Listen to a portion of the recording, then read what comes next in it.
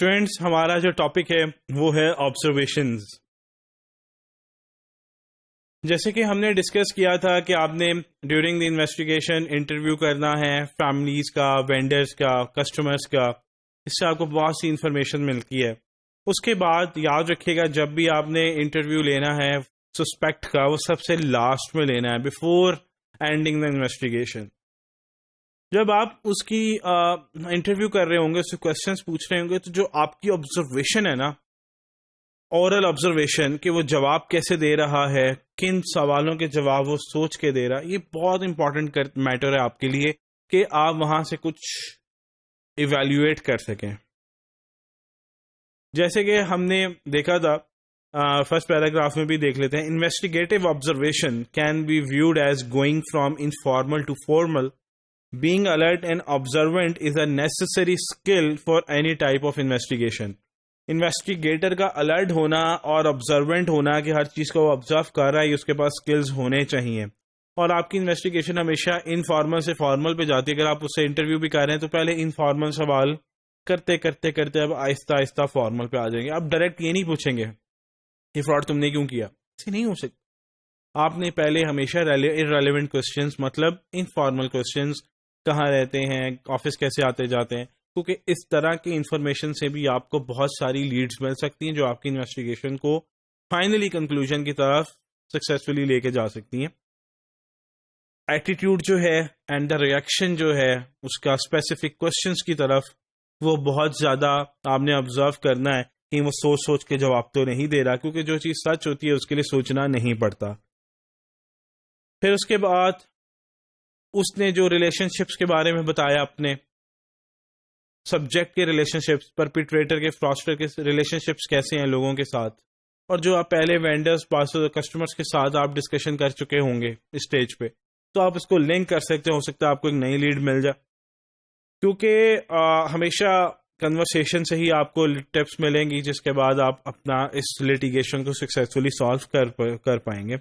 اس کے ساتھ ساتھ آپ نے اگر آپ انٹرویو لے رہے ہیں اس کو آفس میں لے رہے ہیں یا گھر میں لے رہے ہیں, کوشش کریں کہ انٹرویو اس کے گھر یا آفس میں لیں, کیونکہ ابھی تک صرف وہ سسپیکٹ ہے, ابھی وہ ایلیگیشن ثابت نہیں, وہ آپ ثابت کرنے کی کوشش کر رہے ہیں. تو آپ اگر اس کے آفس یا گھر میں انٹرویو لے رہے ہیں تو کوشش کریں وہاں پہ آپ اس کی فوٹوز یا فرنیشنگز جو اس کے گھر میں ہیں اس کو نوٹ کریں. اور اس کے علاوہ آپ یہ بھی دیکھ سکتے ہیں جیسے کہ سیکنڈ پیراگراف میں لکھا ہوا ہے, if the interview is conducted in the home or offices, جو میں آپ کو بتا رہا تھا, of the subject during interviews of closely related individuals, تو اس سے آپ کو پازیٹیو لیڈز ملیں گی جو کہ آپ کو کیس کو سکسیسفلی سالو کرنے میں ہیلپ کریں گی.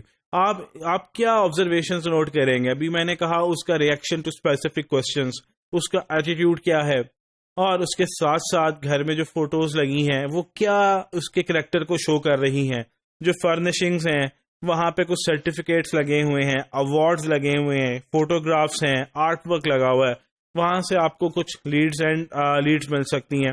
جیسے کہ ایک فراڈ ہوا اور اس میں سسپیکٹ سے انٹرویو لیا جا رہا تھا, انٹرویوز ہوتے چلے گئے, تو ہوا کیا, سیکنڈ پیراگراف میں دیکھیے گا.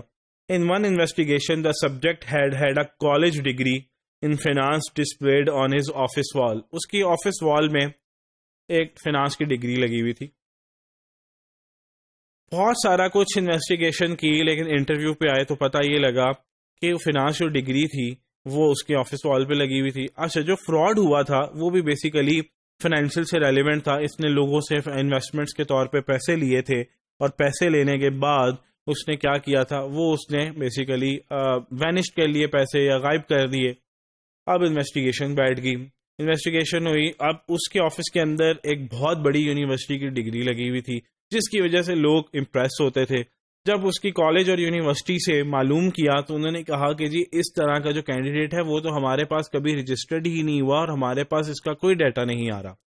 تو وہ جب اس سے پوچھا تو سسپیکٹ نے کہا جی بالکل یہ جو ڈگری ہے وہ بالکل فیک ہے, اور اس فیک ڈگری کی وجہ سے لوگ امپریس ہوتے تھے کہ the person is very qualified اور کافی اچھا ہے, کافی لائق ہے, انٹیلیجنٹ ہے, جس کی وجہ سے پھر لوگوں نے جب انویسٹمنٹ کی اور پھر وہ اس میں ڈوب گئے. تو یہاں پہ کہنے کا مطلب یہ ہے کہ ایک کالج ڈگری جو ایک دیوار پہ لگی ہوئی ہے وہ بھی آپ کو ایک بہت زیادہ انفارمیشن اور مٹیریل انفارمیشن دے سکتی ہے کہ یہ فراڈ کیوں ہوا.